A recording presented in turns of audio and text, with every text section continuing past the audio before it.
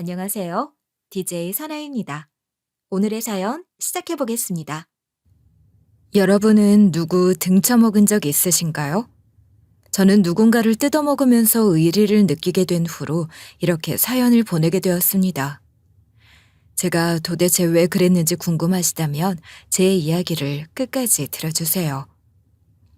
우리 엄마는 백침이 있는 사람인데요. 가끔 엉뚱하고 기발한 말을 하기도 하고 순진한 미가 있어요. 중년임에도 왕년에 한 미모했던 게 느껴져서 여러모로 동네에서 인기가 많았어요. 우리는 한 동네에서 오래 살아서 잘 알고 지내는 이웃들, 동네 친구들이 많았거든요.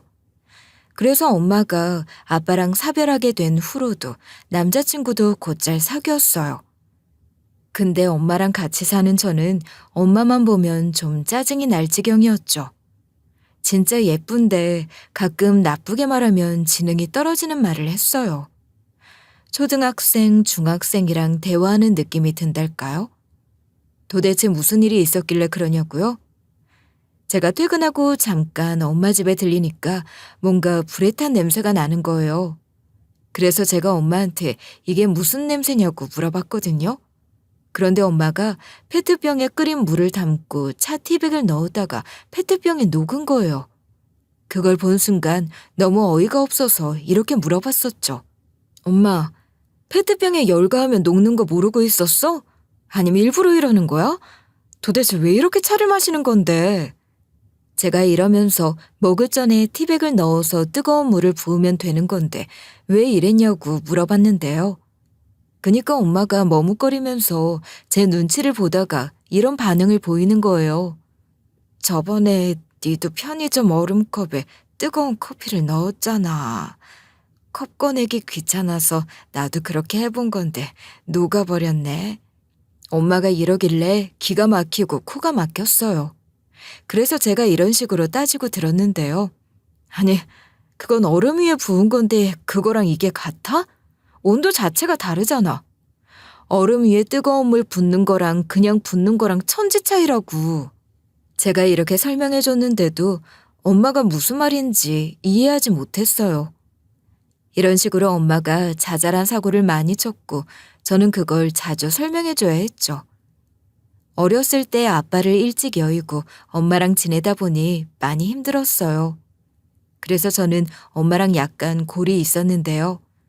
대화만 안 통하는 게 아니라 사고만 치고 다니는 우리 엄마가 이해가 안 됐고 좀 미울 때가 많이 있었거든요.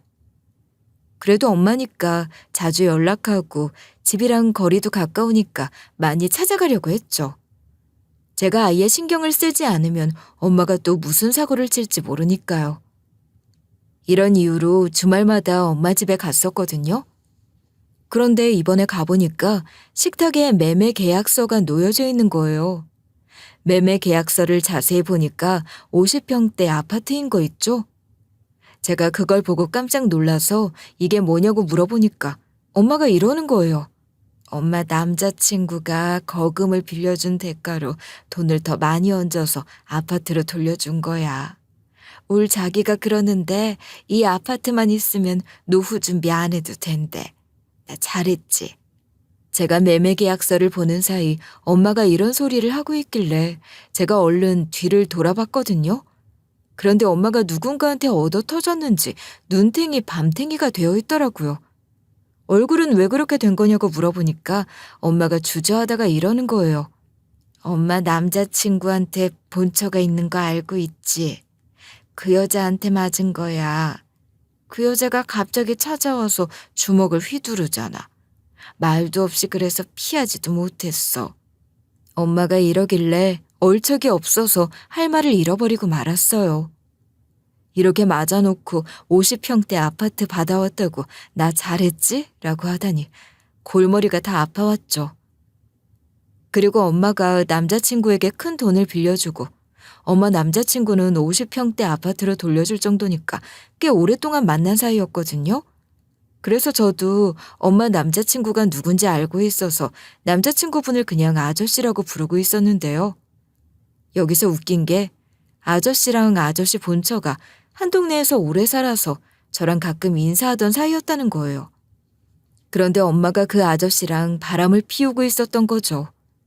제가 이 사실을 이제 막 알았을 때 엄마한테 이런 식으로 따지고 들었던 적이 있었어요. 엄마는 그 아저씨가 결혼해서 와이프의 애들까지 다 있는 거 알고 있잖아. 그런데 어째서 만나고 있는 거야? 저는 어쩔 수 없는 필연적인 이유라도 있는 줄 알고 이렇게 물어봤었는데요. 그런데 엄마가 어처구니 없게도 이런 소리를 하는 거예요.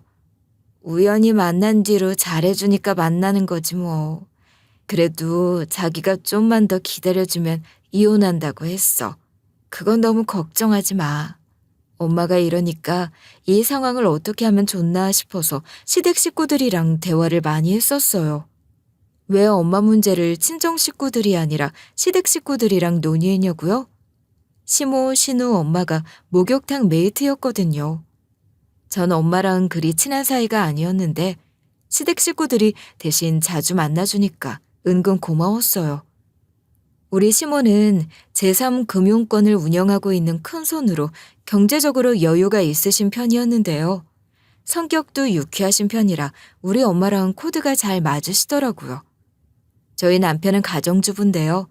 중소기업 다니는데 본인은 아무리 생각해도 회사 다닐 체질이 아니라며 멋대로 때려치고는 집안일을 하기 시작한 거예요. 솔직히 전 대기업 다니고 우리 둘 다 아이를 제대로 키울 자신이 없어 아이 계획은 없는 데다 쉴 땐 편히 노는 걸 선호하는 스타일이었어요.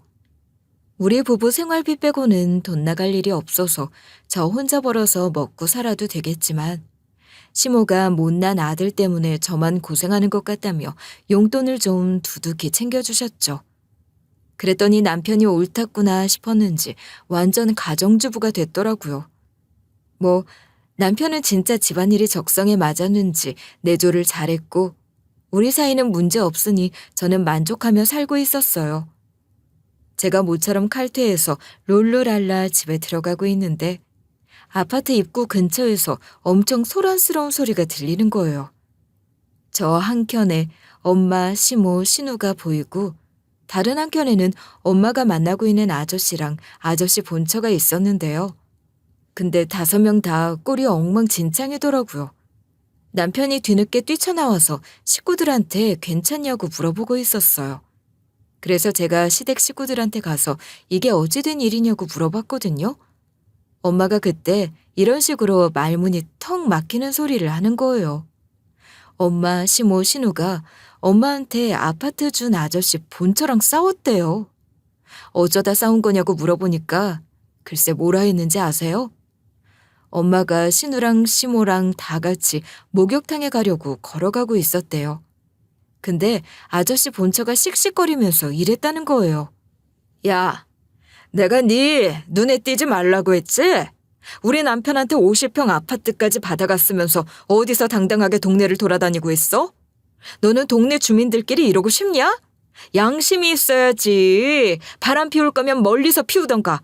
왜 한 동네에서 이 지랄이냐고. 이러면서 본처가 엄마 머리채를 잡으려고 덤벼들었대요. 그때 시모가 이렇게 악을 지르면서 싸웠다고 하더라고요. 이거 완전 미친 거 아니야? 우리 사부인한테 왜 그래? 네가 그럼 남편 간수를 잘하든가. 네가 얼마나 여자 같지 않았으면 남편이 바람을 피우겠어? 네 꼴 보니까 왜 바람 피웠는지 알겠다. 본처가 이 말 듣고 더 열받아서 난리를 치고 있었거든요. 그 와중에 아저씨까지 나타나서 본처한테 이랬다는 거예요. 당신 지금 여기서 뭐하고 있는 거야? 정신 나갔어? 내가 내 거 주겠다는데 당신이 왜 난리야? 내가 우리 명순 씨랑 마주치더라도 아는 척하지 말라고 했잖아. 그렇게 불만이면 이혼하자고. 내가 위자료 주겠다는데 왜 그래? 아저씨가 본처한테 이런 식으로 소리치면서 적반하장으로 굴었어요. 저도 옆에서 이 말을 듣고 있는데 정말 환장하겠더라고요. 이때부터 부부싸움이 커지기 시작하니까 제가 식구들을 전부 다 이끌고 자리를 피했는데요. 일단 친정집으로 모였는데 그 와중에 시모는 우리 엄마를 이렇게 칭찬하고 있는 거예요. 아유, 사부인이 능력이 아주 좋아. 어느 누가 50평짜리 아파트를 주겠어. 이게 다 사부인이 대단해서 사주는 거지. 남자는 좋아하는 여자한테만 돈 써. 사부인 정도면 동안이고 예쁘고 키도 크고 날씬하니까 그리 대접받는 거지. 아유, 부럽다, 부러워. 시모랑 신우가 이러는데 아이고 두야. 머리가 다 아프더라고요. 일단 엄마한테 몇 번이고 헤어지라고 이야기하긴 했는데 엄마가 듣겠어요. 제 얘기를 듣는 사람이었다면 애초부터 유부남하고 사귀지를 않았겠죠. 무튼 그날 친정집을 나오기 전까지 엄마한테 제발 헤어지라고 말하면서 나왔었어요. 그 뒤로 우리 엄마가 시댁 식구들이랑 더 친해졌나 봐요. 신우랑 시모가 틈만 나면 우리 엄마 집에 가는 거예요. 다 같이 콩나물 다듬는다고 깨볶는다고 무슨 잼을 만든다고 하면서 자꾸 모였어요. 서로 집이 먼 것도 아닌데 왜 굳이 우리 엄마 집에 바리바리 싸들고 가서 그런 걸 하나 했죠. 그렇게나 돈독하나 싶었어요. 근데 저랑 같이 사는 것도 아니고 엄마가 좋아하니까 그냥 냅뒀는데요. 어느 일요일 오후 엄마를 보러 친정집으로 향했어요. 별다른 이유는 없었지만 오랜만에 얼굴이나 볼 겸 간 건데요. 그런데 도착했을 때 예상치 못한 장면이 절 기다리고 있었어요. 시모가 절 보자마자 이런 소리를 하는 거 있죠? 아니, 올 거면 미리 연락이라도 주고 와야지 이렇게 갑자기 찾아오는 게 어딨니? 네가 갑자기 들어와서 깜짝 놀랐다. 어머님이 이러셔서 순간 친정집이 아니라 시댁에 온 줄 알고 잠시 머릿속이 멈춰버렸었어요. 그리고 몇 초 뒤에 아니 여기가 우리 엄마 집인데 왜 어머님께 연락을 해야 하냐고 했거든요. 근데 신우가 얼굴에 철판을 깐 채로 아주 뻔뻔하게 이러는 거예요. 당연히 우리도 자주 들리고 있고 이제는 거의 같이 사는 거나 다름없으니까 말을 해줘야지. 올케는 우리가 여기 거의 살다시피 하는 거 알면서 그래? 신우가 당연하다는 듯이 이러니까 헛웃음이 절로 나오고 있었거든요. 게다가 시모랑 신우가 소파에 앉아서 놀고 있는데 엄마만 바쁘게 상을 차리고 있는 거예요. 그냥 상도 아닌 거의 명절날 친척들 다 모인 수준으로 길다란 상에 하나씩 음식을 놓고 있었어요. 시모랑 신우가 그걸 보고선 너무 맛있겠다고 좋아하더라고요. 그래서 제가 고개를 갸웃거리면서 이리 물어봤었는데요. 오늘 무슨 날도 아닌데 상다리 부러지게 상을 차렸네. 무슨 일 있었어? 누가 보면 잔치하는 줄 알겠어. 더워 죽겠는데 무슨 고생이야. 제가 이러면서 오늘이 몇 도인 줄 아냐고 따졌거든요. 그러니까 엄마가 땀을 뻘뻘 흘리면서 이러는 거예요. 사부인이랑 사돈 양반이 워낙 좋아하니까 그냥 해본 거야. 저번에 내가 본처한테 잡혀서 큰일 날 뻔한 것도 사부인이랑 사돈 양반이 도와줬잖아. 그래서 해준 거니까 뭐라 하지 말아라. 그렇게 말하는 엄마가 땀에 흠뻑 젖어서 머리카락이랑 옷이 다 젖어 있었어요. 땀을 왜 이렇게 많이 흘렸냐고 물어보니까 엄마가 손부채질을 하면서 이러는 거예요. 오늘 특히 더워서 에어컨을 틀어도 불 앞에서 계속 있으니까 땀이 났어. 괜찮아. 밥 먹고 찬물로 샤워하면 된다. 신경 쓰지 말고 밥 먹자. 엄마가 이러길래 아무래도 걱정이 돼서 에어컨 온도를 살펴봤거든요. 근데 에어컨 온도가 26도로 되어 있길래 온도 좀 내리자고 했어요. 신우가 그때 바로 옷을 챙겨 입으면서 이러고 앉아있는 거예요. 안 돼. 나 추워. 나 추위 약한 거 알면서 왜 그래. 냉방병 걸려. 안 그래도 남편이 계속 에어컨 틀자고 해서 감기 걸렸단 말이야. 신우가 이러길래 정말 얄미워서 미치는 줄 알았거든요. 그런데 엄마는 또 그런 신우를 이런 식으로 감싸고 있는 거예요. 사돈 양반 몸 약하니까 온도 내리지 마. 선풍기 쐬면 돼. 선풍기 틀어놓고 가만히 있으면 땀도 식고 시원해질 것 같다. 엄마가 이러면서 선풍기를 옆으로 끌어당기더라고요. 그러니까 시모가 선풍기를 바로 빼앗더니 이러는 거 있죠? 아유, 난 더위 많이 타서 안 돼. 우리 딸 때문에 에어컨 온도도 못 낮추고 있잖아. 요거사, 추우면 옷을 더 껴입어. 이게 무슨 민폐니? 시모가 이러길래 속에서 열불이 나고 있었거든요. 그 와중에 신우가 싫다고 말하면서 아무렇지 않게 차려진 밥을 먹는데 이러고 있는 거예요. 아, 소불고기가 없네? 나 분명히 소불고기 먹고 싶다고 했는데 왜 없어? 나 이거 먹으려고 여기까지 온 건데. 아, 괜히 기다렸네. 신호가 이러길래 에어컨 리모컨도 저한테 주고 그냥 있는 건 먹고 가라고 했거든요. 그런데 엄마가 나서서 이런 말을 하는 거예요. 아, 생각해보니까 사부인이 좋아하는 것 위주로 해버렸네. 내가 지금 해줄까? 안 그래도 소불고기 하려고 사놓은 재료들이 있는데. 엄마가 이러니까 신호가 고개를 끄덕이고 있는 거예요. 제가 이때 엄마를 붙들고 이런 식으로 따지고 들었는데요. 엄마, 지금 뭐 하는 짓이야? 설마 시댁 식구들이 친정으로 모일 때마다 이랬어? 설마 매번 이렇게 밥해주고 고생하고 있었던 거야? 제가 이러면서 저한테 왜 말을 안 했냐고 물어봤거든요.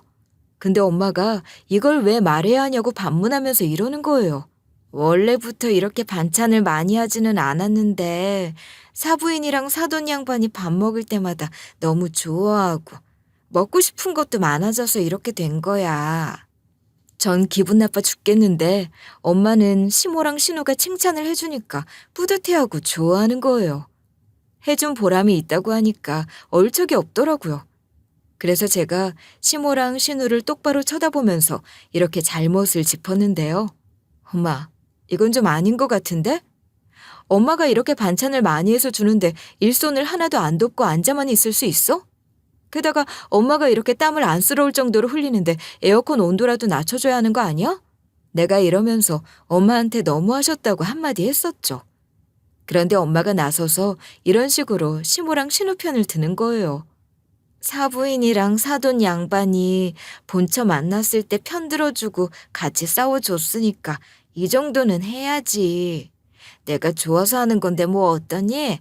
그리고 에어컨은 사돈 양반 몸이 약한 거니까 어쩔 수 없는 거잖아. 엄마가 이러니까 더 이상 엄마 편도 못 들어주겠더라고요.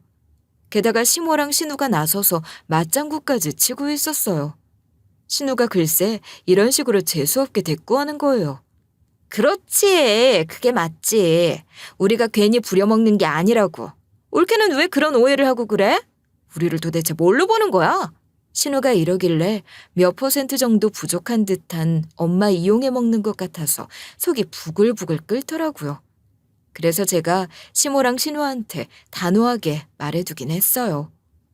다음에는 우리 엄마가 이렇게까지 밥 해주면 에어컨 좀 세게 틀어주고 같이 일손 좀 도와주세요. 엄마가 배려하고 신경 써준 만큼 어머님이랑 형님도 해주셔야죠. 제가 이러니까 시모랑 신우가 건성으로 알겠다고 하더라고요.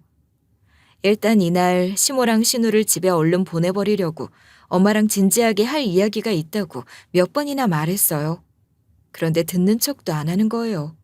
제가 결국 자리에서 벌떡 일어나서 시모랑 신우를 내려다보면서 이렇게 이야기했죠. 어머님, 형님, 제가 지금 엄마랑 중요하게 할 말이 있어서 그런데 자리 좀 비워주세요. 어차피 지금 가족분들도 계시니 집으로 돌아가셔야 하잖아요. 제가 이러니까 시모랑 신우가 제 기세에 놀라서 우물쭈물거리더라고요. 그러다가 시모가 얼굴을 극적이면서 이러는 거예요. 사부인 집을 워낙 자주 오다 보니 여기가 거의 내 집이 되어버렸다. 맨날 놀러와서 지내다 보니 짐을 조금씩 가져오게 됐어. 정신 차려보니까 거의 여기가 집이라고 해도 될 정도로 생필품이 어느 정도 모이게 된 거야. 그러니까 내 집보다 사부인 집이 더 좋아지더라. 그래서 여기서 며칠 묵기도 했어. 심지어 오늘도 사부인이 자고 가라고 했는데 시모가 이러는데 신우가 자기도 그렇다는 거예요. 심지어 신우는 이런 식으로 열받는 말들을 덧붙이기도 했어요. 올케가 아빠랑 우리 집 식구들을 다 걱정하네. 우리 아빠나 우리 남편이나 원래 나랑 엄마를 안 찾아.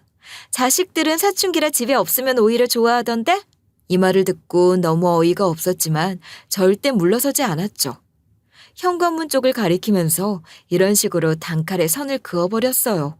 일단 엄마랑 할 이야기가 있으니 가세요.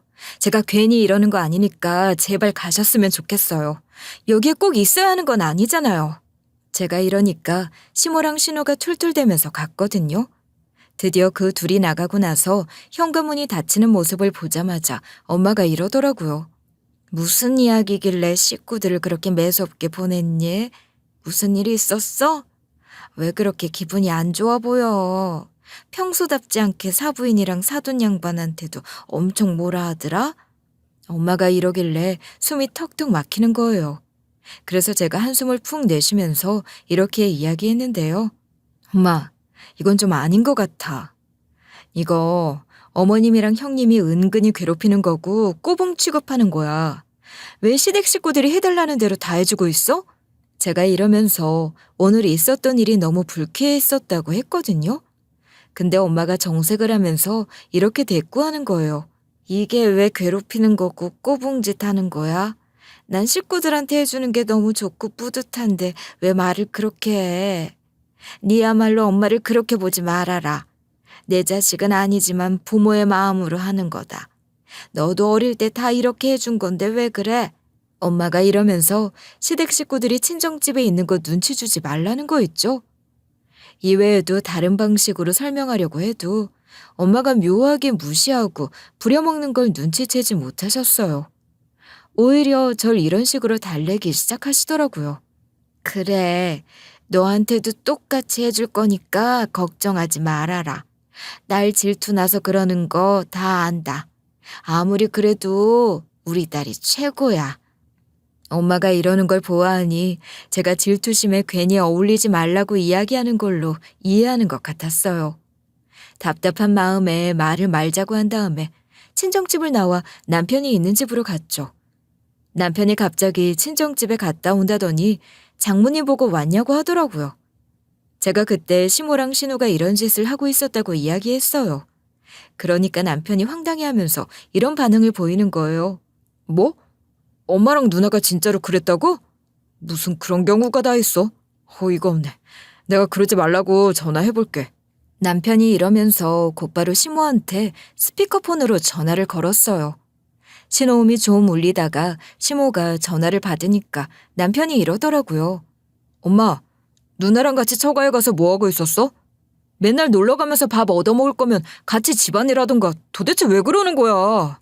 남편이 이러면서 세상에 그런 민폐가 어디 있냐고 한 소리 했었는데요. 근데 시모가 이런 식으로 확 성질을 내는 거예요. 왜 나한테도 그러니? 우리도 처음엔 같이 하려고 했어. 근데 사부인이 혼자 하고 싶다고 해서 어쩔 수 없었다고. 시모가 이러기 무섭게 신우가 옆에서 듣고 있었는지 전화를 바꾸더라고요. 그리고 신우가 톡 쏘는 목소리로 이런 식으로 따지고 들었어요. 아니, 우리도 같이 하고 싶었다니까? 근데 혼자 다 하고 싶어 하시는 걸 어떡해. 옳게나 너나 똑같다. 왜 당연히 우리가 부려먹었다고 생각하는 거니? 신우가 이러면서 그동안 얼마나 잘해줬는데 이러냐고 뭐라 하는 거예요. 그러다가 시모가 다시 전화를 바꾸더니 이렇게 소리를 질렀어요.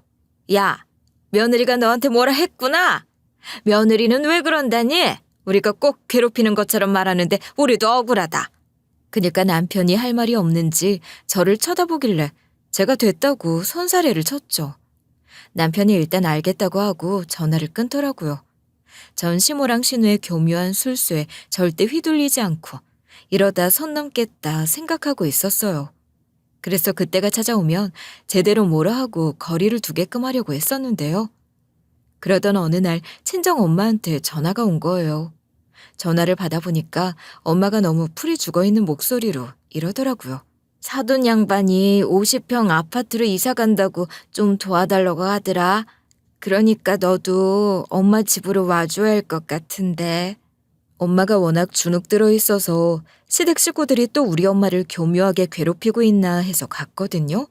그런데 현관문 비밀번호를 누르고 들어가자마자 시모가 저한테 짐 박스를 하나 툭 밀쳐내면서 이러는 거예요. 왜 이렇게 늦게 왔니? 부르면 빨랑빨랑 올 것이지. 얼른 니네 엄마 짐 싸라. 뭔 놈의 옆에 내가 짐이 왜 이렇게 많은지 모르겠네. 어머님이 이러시길래 지금 이게 무슨 상황인가 싶더라고요. 그런데 시모가 얼굴색 하나 안 변하고 이러는 거예요. 회사 자금으로 멋대로 돈놀이를 했다가 그걸 홀라당 날렸거든. 그래서 내 집이 넘어가고 오갈 데가 없어서 사부인 집에 눌러앉게 된 거야. 그러다 보니 어느새 사부인 집이 우리 집이 됐고 엄마 집을 싸갖고 이사가라고 며느리 널 부른 거다. 이 말을 들은 순간 시모랑 신우가 아주 작당하고 엄마한테 잘해준 거라는 생각이 팍 들더라고요. 앞에서 말했다시피 시모랑 신우가 바보 같은 우리 엄마를 살살 구워 삶아서 친정집에 들어와서 산지 며칠 됐다고 했잖아요. 이건 계획된 거라는 느낌이 제대로 들어서 엄마한테 이런 식으로 따지고 들었는데요. 엄마, 이게 도대체 어떻게 된 일이야?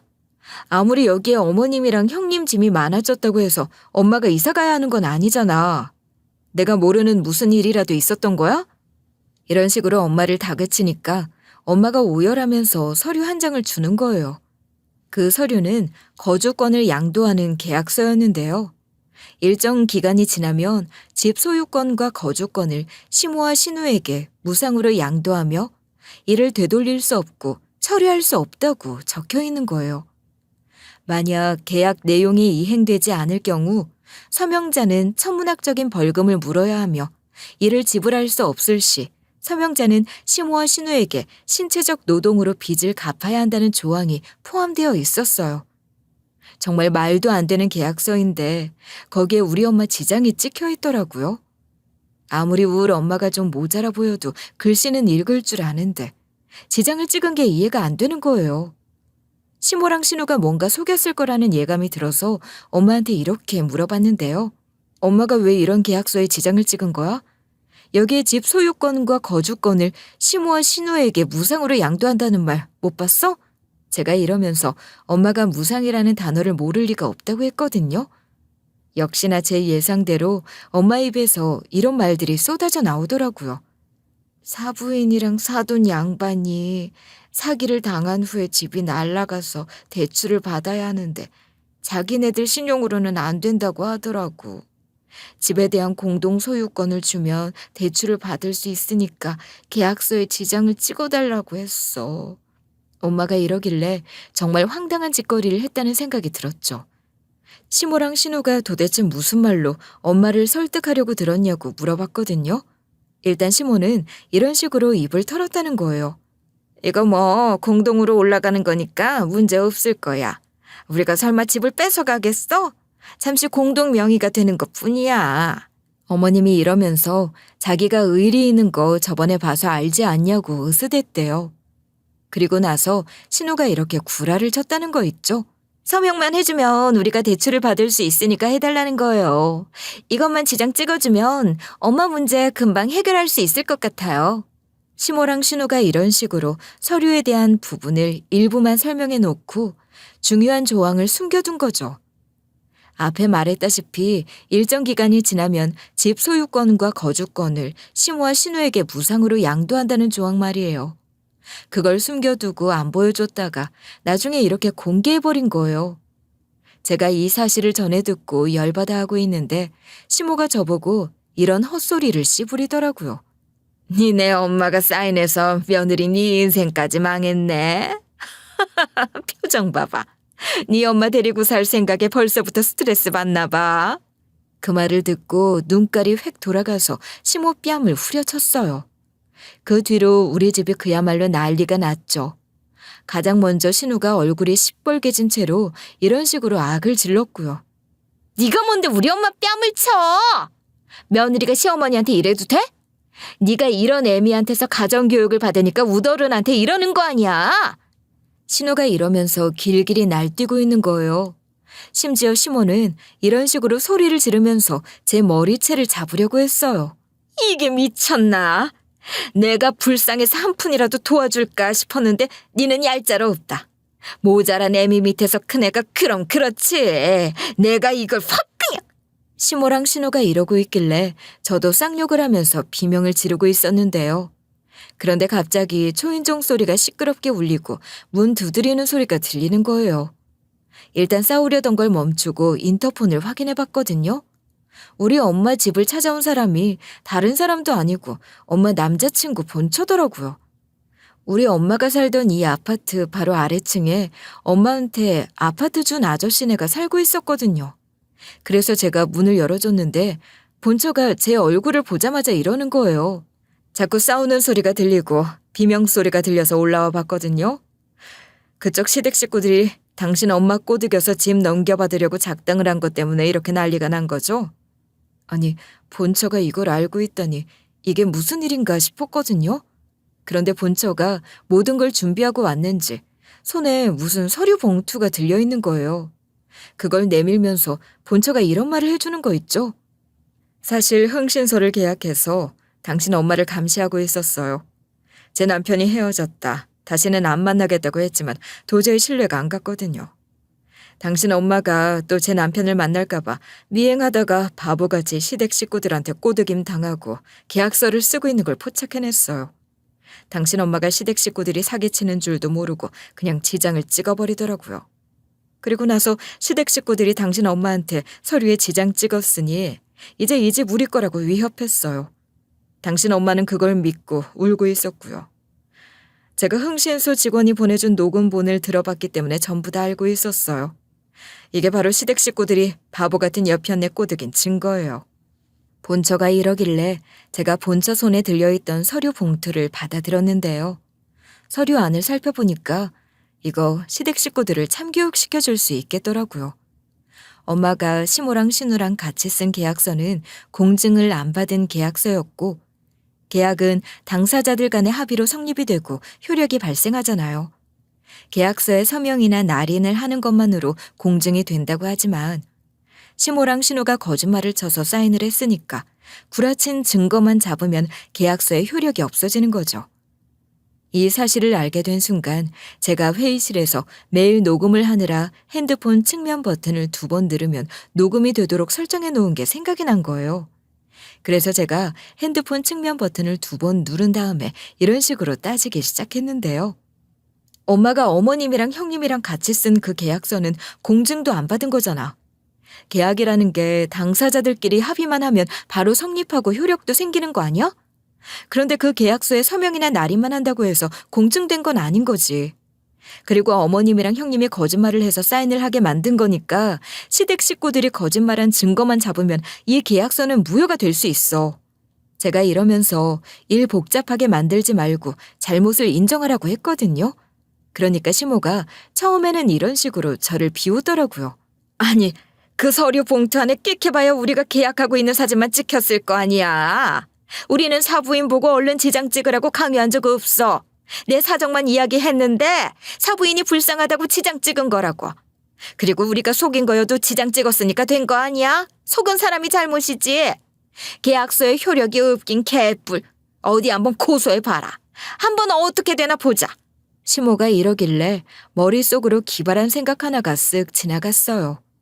근데 저나 시댁 식구들도 그렇고 뒷조사를 했던 본처도 엄마 상태를 눈치채고 있었잖아요.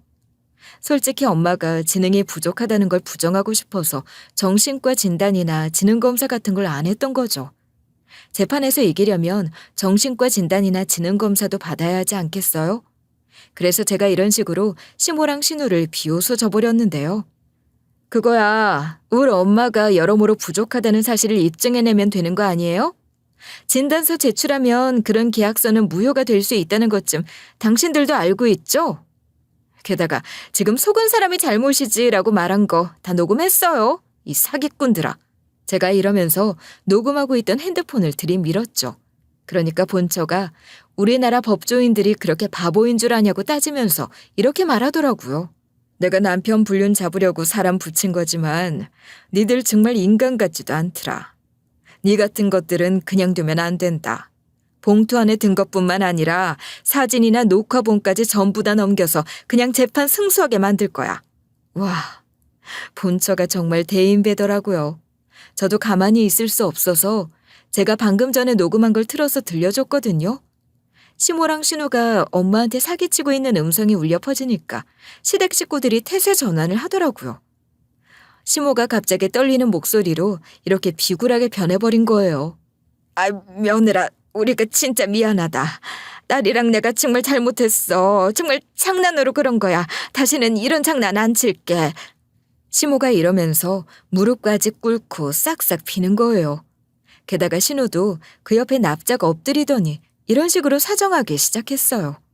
우리가 이제 와서 생각해보니까 너무했더라고. 그러니까 제발 용서해줘라. 제발 한 번만 기회를 줘. 우리도 실수한 거잖아. 시모랑 신우가 이러는 게 너무 기가 차더라고요. 그래서 제가 이런 식으로 일침을 날렸는데요. 엄마를 은근히 부려먹고 꼬붕 취급하면서 사기까지 치려고 했는데 장난이라니. 이러니 제가 용서할 수 있겠어요? 제가 녹음한 것뿐만 아니라 사모님한테 증거 받아서 전부 다 고소해버릴 거예요. 그러니까 시모랑 신우가 제 다리에 매달리는 거예요. 그러면서 시모가 이렇게 용서를 빌기 시작했어요. 장난이라고 해서 미안해. 우리가 진심으로 사과할 테니까 제발 봐줘라. 사부인 하인 취급하고 막대한 것도 사과하고 평생 뉘우칠게. 시모가 이런 식으로 막 울부짖는데 신우가 따라서 징징대는 거예요. 그래서 제가 그 둘을 억지로 떼어놓으면서 이랬어요. 저한테 이러지 말고 엄마한테 비세요. 엄마한테 사기쳐놓고 왜 저한테 비는 건데요? 엄마가 만만하다 이거죠? 좋게 말할 때 엄마한테 정식으로 정중하게 사과하시라고요. 제가 이러니까 시모랑 신우가 무릎으로 기어가서 엄마 바지가랑이에 매달리는 거예요. 시모랑 신우가 엄마한테 실컷 사과를 하는 모습을 보고 이제 꺼지라고 했는데요. 그런데 신우가 저한테 이런 질문을 하고 자빠졌더라고요. 사과했으니까 우리 고소 안 할 거지? 우리 사과 받아주는 거지? 제발 사과 받아주고 용서해주는 거라고 해줘. 시모랑 신우가 너무 끈덕지게 구니까 짜증이 확 나는 거예요. 그래서 제가 이 둘한테 이렇게 소리를 빽 지르고 말았는데요. 내가 고소했든 안 했든 나중에 알 수 있을 거니까 지금 당장 나가. 안 나가면 바로 고소할 거니까 나가라고, 안 나가네? 설마 고소당하고 싶은 거야? 제가 이러니까 시모랑 신우가 불이 났게 도망가는 거예요. 그 뒤에 본처가 저한테 증거들을 전부 다 넘겨주길래 제가 이렇게 반응했었거든요. 우리 엄마가 가정에 피해를 줬는데 이렇게까지 도와주셔서 감사해요. 우리 엄마가 당신 남편이랑 바람을 피웠는데 어떻게 이 정도로까지 도와주시는 거예요? 제가 이러면서 다른 사람도 아니고 본처가 절 도와주실지는 꿈에도 몰랐다고 이야기했거든요. 그런데 본처가 이렇게 모든 걸 털어놓는 거예요. 남편이 당신 엄마랑 바람 피우고 있다고 했을 땐 처음엔 울컥해서 그냥 이혼해버릴까 생각했어. 그런데 상황이 단순히 그렇게 끝날 일이 아니더라고. 내 남편이 여태껏 여러 여자랑 바람을 피웠어. 너희 엄마가 처음도 아니고 마지막도 아닐 거야. 우리는 쇼윈도 부부라서 그동안 자식들 때문에 참았는데 이번에도 남편이 저 여자랑 만나는 거 보고 사람까지 고용하게 됐어.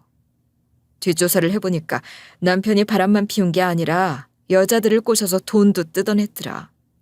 처음엔 잘해주다가 나중에 신뢰를 얻었을 때 더 큰 돈을 뜯어내고 있더라고. 울 남편이 그런 제비짓을 하는 걸 보고 충격을 받았는데 당신 엄마가 울 남편뿐만 아니라 제 식구들한테도 사기를 당하고 있는 모습을 보게 된 거야. 당신 엄마가 아무것도 모른 채 당하고만 있었던 걸 보니 그 순간부터 난 이 상황을 더는 놔둘 수 없다고 생각했지. 내가 이 동네에 오랫동안 살면서 당신 엄마랑 몇 마디 대화를 나눠봤는데 머리가 아주 꽃밭이라서 더 걱정했었거든. 그런데 반전이 있었어. 본처가 이러길래 반전은 또 뭐고 아무리 그래도 엄마가 당신 남편이랑 바람 피웠는데 그걸 알고도 도와줄 수 있냐고 질문했는데요. 그랬더니 본처가 이러더라고요. 울 남편이 나한테 고백했는데 처음엔 제비짓 하려고 접근했다가 당신 엄마한테 홀딱 반했대. 근데 그런 느낌으로 반한 게 아니라 너무 밤 궁합이 잘 맞아서 뿅 반했다고 하더라. 50평대 아파트를 준 것도 그동안 돈 뜯어먹은 게 들켜서 준 거래. 헤어지자고 하면 다시는 그 뿅 반할 짓을 못하게 되니까 너무 아까워서 준 거라는 거야. 남편이 그러는데 무슨 일이 있어도 본처는 나래. 쇼윈도 부부지만 애들을 위해 서로 자리를 지키는 영원한 동반자로 생각하는데 당신 엄마는 아니래. 당신 엄마가 너무 불쌍하잖아. 그런 물건 취급 당하는데.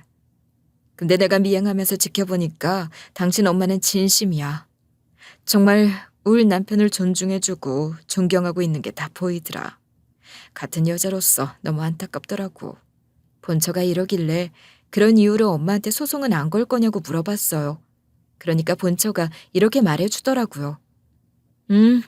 상간녀 소송은 안 할 거야. 울 남편이랑 더 엮이기 전에 끝내. 나도 울 남편이 제비짓을 했으니까 이 상황을 해결할 방법을 찾다가 아예 증거를 넘기기로 결심한 거야. 내가 일을 도와주는 대신 이 동네를 떠나줬으면 좋겠어. 난 그거면 돼. 제가 그럼 남편분이랑 이혼은 안 할 거냐고 물어봤거든요. 그러니까 본처가 착잡한 표정을 지은 채로 이러는 거예요.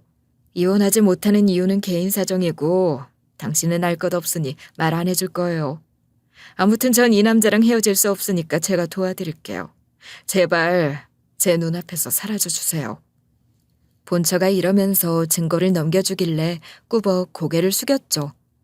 제가 만약에 본처라면 상간녀가 아무리 부족해 보이고 남편이 제비짓을 했다고 하더라도 이렇게까지 도와주지 않았을 것 같거든요.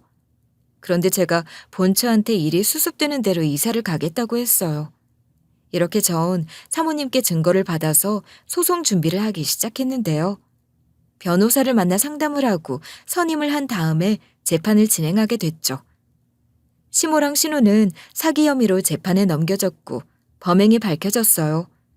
재판이 진행되면서 시모랑 신우가 엄마를 어떻게 속이고 사기를 쳤는지, 그리고 계획이 얼마나 교묘했는지 낱낱이 밝혀진 거예요. 저는 필요할 것 같아서 엄마를 병원에 데리고 가 갖가지 지능 검사를 해봤어요. 아니나 다를까 엄마가 경계선 지능장애 판정을 받게 됐는데요. 이러한 진실에 대해서 애써 외면하고 있었지만 이런 일이 있으니 받아들여야 했어요. 저는 그것도 자료로 제출하면서 엄마가 스스로 옳은 판단을 할 수 있는 사람이 아닐 수도 있으며 의사 능력이 부족한 사람이라는 근거를 제시했죠. 그리고 본처가 제공한 증거들이 결정적인 역할을 했어요. 본처가 행여나 본처 남편이랑 엄마가 다시 만날까 사람을 붙였다고 했잖아요. 시모랑 신우, 엄마가 카페에 앉아서 셋이서 무슨 작당을 하길래 남편 이야기가 나올까봐 본처가 고용한 사람이 가까이에 앉아 녹음을 했었대요. 그때 녹음된 것과 사진, 녹화본을 저한테 줘서 제가 녹음한 것과 같이 증거로 제출한 거래요. 그래서 결국 두 사람이 법정에서 더 이상 발뺌할 수 없게 됐어요. 판사가 엄숙한 목소리로 이런 판결을 내려주더라고요. 피고인들이 저지른 사기 혐의가 명백히 입증되었으며 피해자들에게 금전적인 손실을 끼쳤을 뿐만 아니라 정신적인 고통도 밝혀졌습니다. 이런 행위는 용납될 수 없으며 이에 상응하는 처벌을 내릴 겁니다. 이렇게 시모랑 신우한테 벌금형이 내려졌어요. 시모랑 신우 둘 다 초범이고 반성하는 자세를 취하고 있어서 벌금형에 그친 거죠. 대신 시모랑 신우가 엄마에게 사기 행위로 인한 손해를 배상하라는 명령을 받았어요. 울 엄마가 입은 정신적 피해에 대한 보상을 하라는 판결이 난 건데요. 당연히 시모랑 신우가 사기쳐서 쓰게 한 계약서도 무효화됐어요. 이런 판결이 내려지자마자 시모랑 신우가 얼굴이 하얗게 질린 채로 법정을 나섰는데요. 근데 시모랑 신우가 재판에서 진 게 분한지 법정을 나오자마자 절 붙잡더라고요. 그리고 시모가 이런 식으로 남편에 대해 폭로해버리는 거예요. 사실 우리 아들이 우리가 이러는 거 방관하고 있었거든. 그러니까 네 남편한테 전부 다 알고 있었으면서 왜 우리 식구들을 말리지도 않았냐고 한번 물어봐. 왜 며느리 너한테 말도 안 하면서 혼자서 가식을 떨고 있었는지 물어보라고. 네가 아들한테 물어보면 분명히 실망하게 될걸? 시모가 이렇게 남편에 대해 모두 다 까발린 다음에 신우랑 같이 휙 가버리는 거예요. 자기네들만 기분 상하고 자기네들 인생만 망치기 싫다 이거죠. 그래서 제가 남편한테 바로 전화를 걸어서 이런 식으로 따지고 들었어요. 어머님한테 전부 다 들었으니까 당신이 솔직하게 말해봐. 당신 전부 다 알고 있었으면서 모른 척하고 있었어? 착한 척 연기하고 있었냐고. 시모 말이 거짓이라면 남편이 이때 이게 무슨 소리냐고 물어봐야 하잖아요. 근데 남편이 제가 하는 말을 듣고 침묵을 지키더니 집에 와서 이야기하자고 하더라고요. 제가 서둘러 집에 가니 남편이 이런 식으로 조용히 미안하다는 말을 꺼내는 거예요. 미안해 여보. 당신 말대로 나 전부 다 알고 있었어. 나도 처음엔 몰랐는데 엄마 집에 불쑥 찾아갔을 때 엄마랑 누나가 장모님께 주려고 만든 계약서를 보게 된 거야. 엄마가 나만 조용히 있으면 나중에 빚 까주겠다고 하니까 그랬어. 당신 몰래 엄마한테 빌린 돈이 있다 보니까 말도 못하고 그냥 모른 척 하다가 당신이 말 꺼내면 대충 맞장구만 쳐준 거야. 남편이 이러니까 누가 뒤통수를 한 대 친 것 같더라고요. 그래서 제가 허탈한 웃음을 터뜨리면서 이렇게 반응했거든요. 뭐? 그럼 날 속였다는 거네? 당신이 어떻게 날 속일 수 있어? 도대체 당신이란 작자는 양심이 있는 거야, 없는 거야? 당신이 이렇게 가식적이고 이기적인 사람인 줄 모르고 난 당신이 내 편인 줄 알았네? 내가 이러면서 남편도 시댁 식구들이랑 똑같은 것들이었냐고 윽박질렀는데요. 근데 남편이 고개를 푹 숙인 채로 이러는 거예요. 미안해, 여보. 내가 거기에 대해선 진짜 할 말이 없어. 못난 우리 엄마랑 누나 때문에 고생했어. 당신도 내가 그동안 숨기고 있었다는 게 실망스럽고 신뢰가 깨졌을 거야. 사실 우리 엄마랑 누나가 장모님을 무시하고 있는 건 어느 정도 알고 있었는데 딱히 말리진 않았거든. 사기치려던 것도 말리지 않아서 미안해. 당신도 이런 나한테 배신감을 느끼고 있겠지? 내가 엄마랑 누나를 막았어야 했는데 그러질 못했어. 정말 미안해. 내가 당신을 위해 이혼해줄게. 뭐? 날 위해 이혼해준다고? 지가 잘못해놓고 선심 쓰듯이 이혼해준다고 하는 게 말이 된다고 생각하시나요? 남편이 얼척없는 변명을 해대길래 우라가 치밀어 오르더라고요. 그래서 제가 이런 식으로 언성을 높이며 발악을 하기 시작했어요. 가증스럽게 날 속여놓고 뭘 날 위한 거라고 하는 거야. 당신 엄마가 폭로 안 했으면 도대체 언제까지 날 속일 작정이었어? 내가 관뚜껑 안으로 들어갈 때까지 거짓말 치고 있으려고 했지? 이런 식으로 격분하면서 남편 짐을 현관문 밖으로 모조리 집어던져 버렸어요. 그리고 나서 더 이상 남편 얼굴을 마주하기 싫어서 이렇게 이야기했죠. 그래, 이혼하자. 당신이랑 더 이상 살 수 없을 것 같아. 네가 날 이렇게 속였다는 사실을 못 잊을 것 같거든. 변호사를 만나서 이혼 서류를 준비하고 협의 이혼 진행하자고.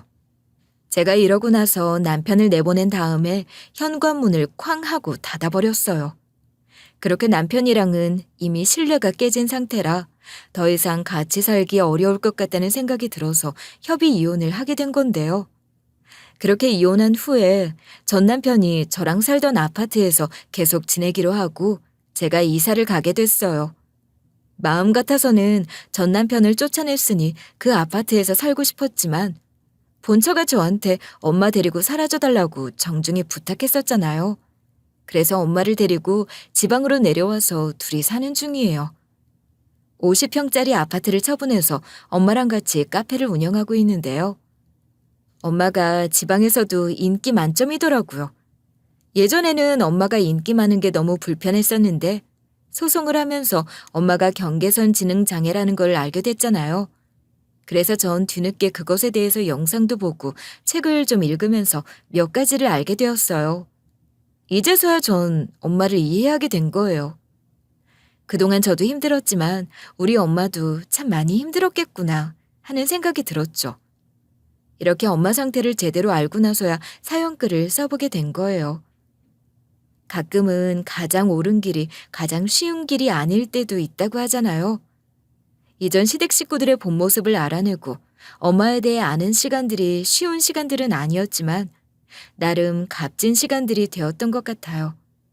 그러니까 여러분도 지금이 너무 벅차고 힘들더라도 저처럼 꼭 이겨내시길 바랄게요.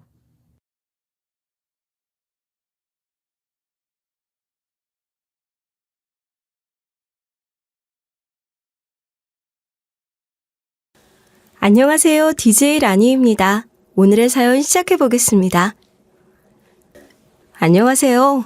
저는 서울에 살고 있는 30대 중반의 돌싱입니다. 이혼을 결심하고 돌싱이 되었다는 부담감 때문에 처음엔 조금 마음이 힘들었지만 시간이 지나고 나니 이렇게 사연 채널에 제 이야기를 올릴 만큼 마음이 단단해지고 이혼이라는 게 별거 아니라는 생각까지 들게 되었어요. 여러분들은 눈 뜨고 코 베인다는 말 잘 아시죠? 혹시 그런 상황을 직접 겪어보신 적이 있으실까요? 그저 한두 푼의 돈도 아니고 무려 집을 빼앗길 뻔한 일을 겪으신 적이 있었나 싶어서 궁금해지네요. 전 있거든요. 다행스럽게도 모든 일이 순리대로 착착 흘러가준 덕분에 해결이 잘 되어서 저도 마음 편안하게 이렇게 사연을 올릴 수 있게 되었지만 결혼 생활이 길었던 것도 아니고 2년 동안 이런 일이 일어날 수 있는 건지 정말 세상 일이 어떻게 돌아가는 건지 모른다는 말이 실감이 났죠. 제 인생인데 제 뜻대로 흘러가는 법이 없더라니까요. 여러분들께 마치 토네이도에 휩쓸릴 뻔한 제 이야기를 샅샅이 이야기해 보도록 하겠습니다.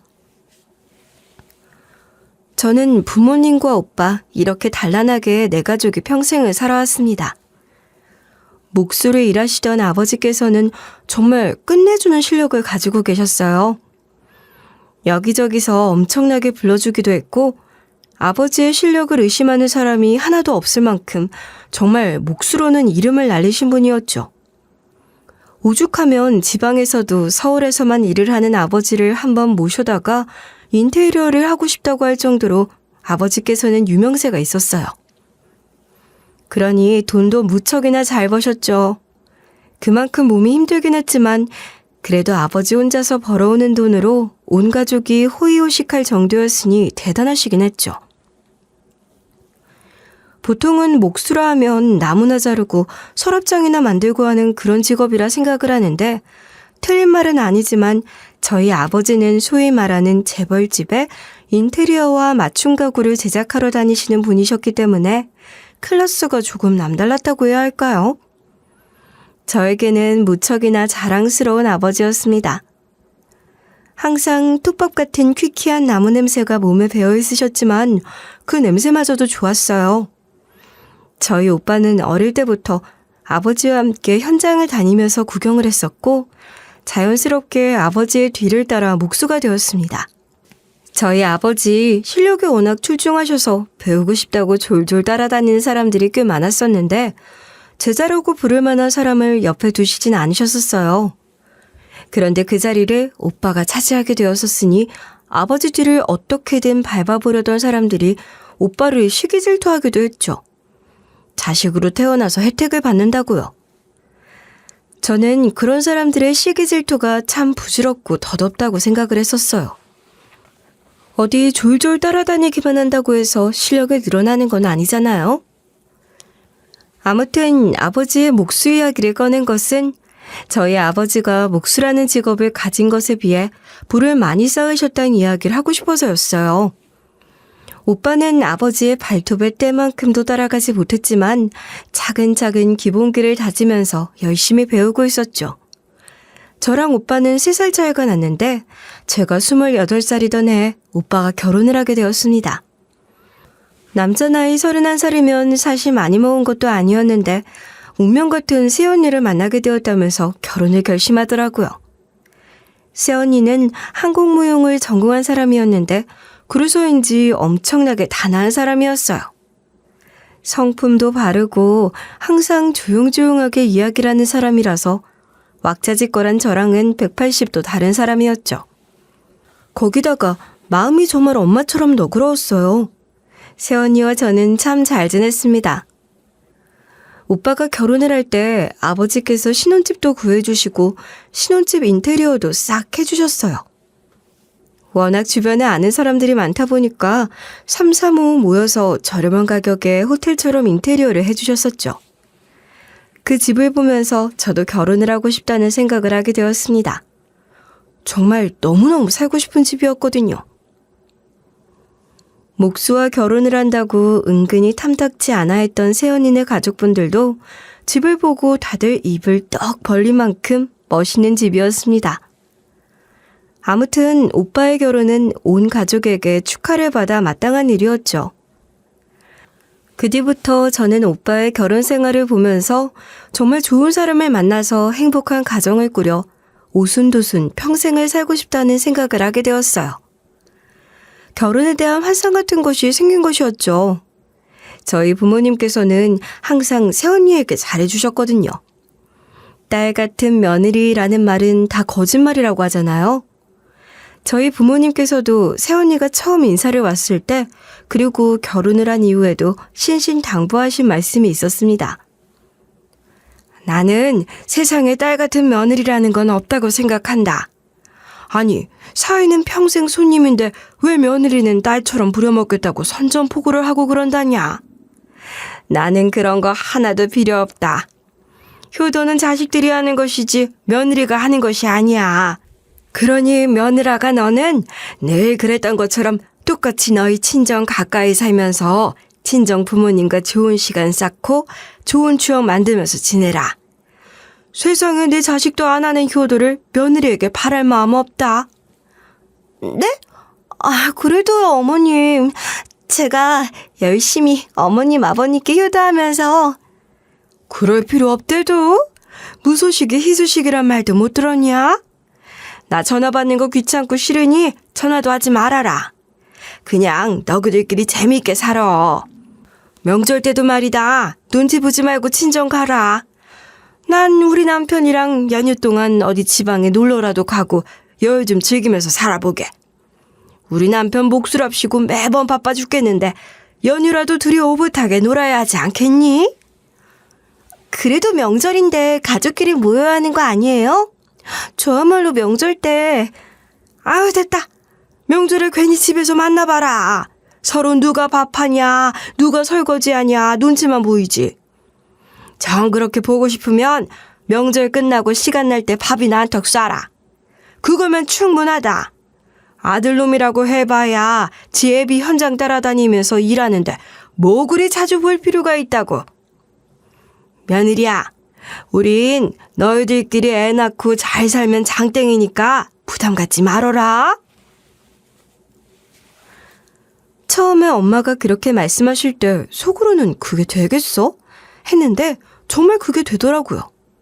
저희 엄마는 새언니에게 전화가 걸려오면 용건만 간단하게 말하고 끊으라고 하셨고, 새언니가 괜히 눈치 보면서 식사를 하던 집에 놀러를 오던 하셔라 하면 필요한 물건 없으면 부르지도 말라고 일갈하셨어요.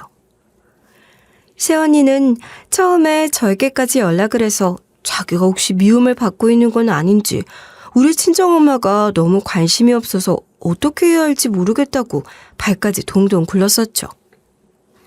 그런데 익숙해지니 이만큼 편안한 시댁이 어디 있겠어요? 이용권이 있을 때만 연락하고 자주 얼굴 안 보고 사는 건 물론이고 잔소리도 없으니. 그런데 새언니는 그럼에도 불구하고 항상 예의 바르게 해야 할 도리는 딱딱 지켜가면서 했어요. 그러니 엄마 눈에는 그런 새언니가 얼마나 이뻐 보였겠어요. 만날 때마다 용돈 쥐어주고 우리 귀한 며느리는 늘 손님이다 해주시니 사돈댁도 자연스럽게 마음을 열고 저희 오빠에게 잘해주셨죠. 처음에는 무용을 시킨 딸이 아깝다며 어떻게 목수에게 시집을 보낼 수 있냐고 가슴을 펑펑 치셨다는데 지금은 우리 사이만한 놈이 어딜 가도 없다고 그렇게 이쁨을 받는다네요. 그런 모습을 보고 자랐으니 제 결혼 생활도 점점 환상으로 가득 차버렸죠.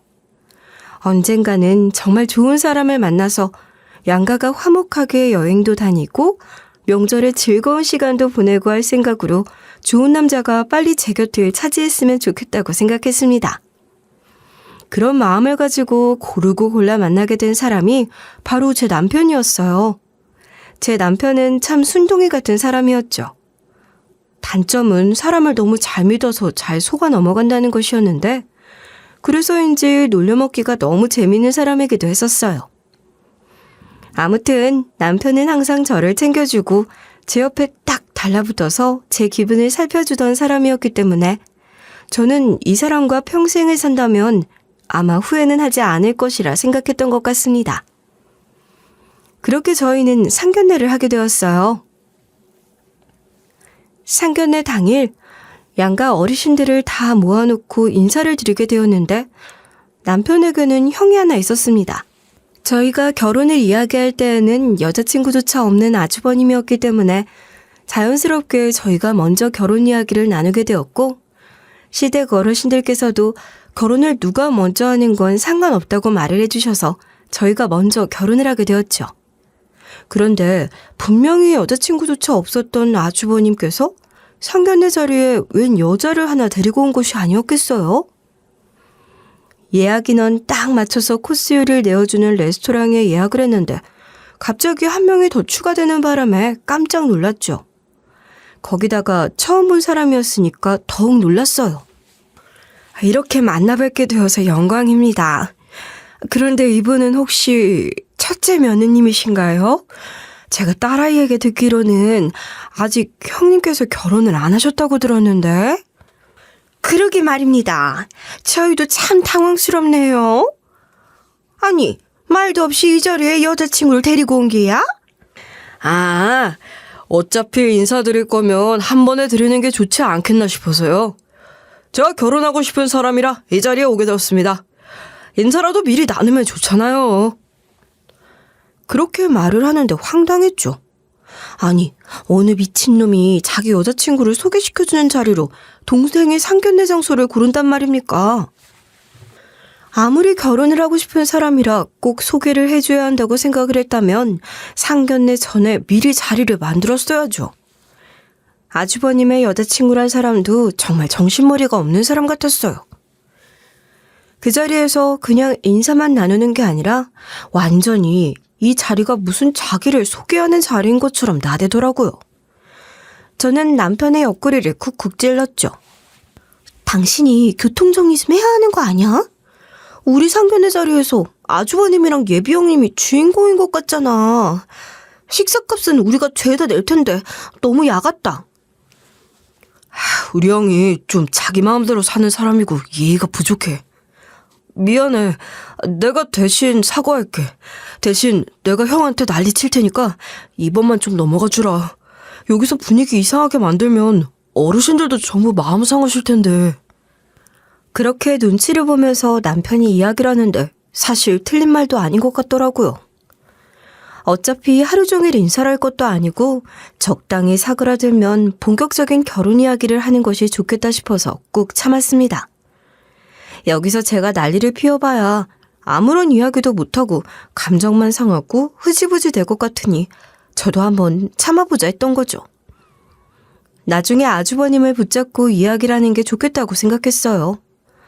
그렇게 시간이 조금 지나고 나니까 첫 만남에 그런 자리에서 할 말이 얼마나 더 있겠습니까? 아주버님과 예비 형님이 조용해지자 본격적으로 결혼식 이야기와 신혼살림을 어디서 어떻게 꾸려갈 건지에 대한 이야기를 나누게 되었어요.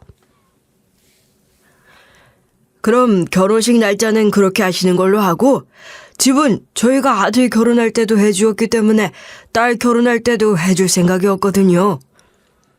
애들 살 신혼집을 직접 해주시겠다고요? 예, 괜찮으시다면 저희 딸 시집 보내는데 큰 도움 한번 주고 싶습니다. 그러니 신혼집은 저희가 구할 수 있도록. 싫습니다. 아니, 애들이 사회생활을 하지 않은 것도 아니고 그걸 왜 사돈댁에 해주시나요? 저희는 애들 살림에 지원해줄 수 있는 여력이 안 됩니다. 공평하게 반반 결혼을 하지 않으면 며느리가 우리 아들을 무시할 수도 있는 노릇이고 저는 반대하겠습니다. 그렇게 말을 하는데 남편도 저도 벙찌더라고요. 아니, 신혼살림을 빚 없이 시작할 수 있으면 얼마나 좋은 일입니까? 게다가 그게 다른 것도 아닌 집이라면 더할 나위 없이 좋은 건 아니겠습니까? 그런데 시어머니께서 딱 잘라서 집을 만약 저희 집에서 해준다면 본인 아들이 처가에 빌빌 기어야 하고 또 본인들 자존심도 상하게 되고 할까봐 주지 않았으면 좋겠다고 말을 하시는데 할 말이 없더라고요. 물론 저도 부모님께서 부담을 가지시게 될까봐 죄송스러운 마음이 있긴 했는데 저희 부모님께서 여유가 되시니 집을 해주시겠다고 한 건데 너무하다는 생각이 들었어요. 면전에 대놓고 우리 아들을 무시하는 거 아니냐라고 한 발언도 저희 부모님을 이상한 사람으로 만드는 것 같아서 기분이 좋진 않았고요. 결국 그 문제는 답이 나지 않았어요. 저는 상견례 이후에 남편을 쥐잡듯이 잡았습니다. 반반 결혼 좋다 이거야. 그런데 우리가 시작부터 큰 빚을 들고 하는 거랑 집을 가지고 하는 거랑은 다른 문제잖아. 그냥 우리 부모님이 해주시겠다고 하는 거 받으면 안 돼?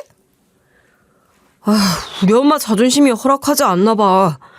아니, 엄마가 대전에 아파트 한 채를 가지고 계시는데 그 집을 팔아서 결혼하는데 도움 주시겠다고 그러셨었거든? 나랑 형이랑 반반씩 주겠다고.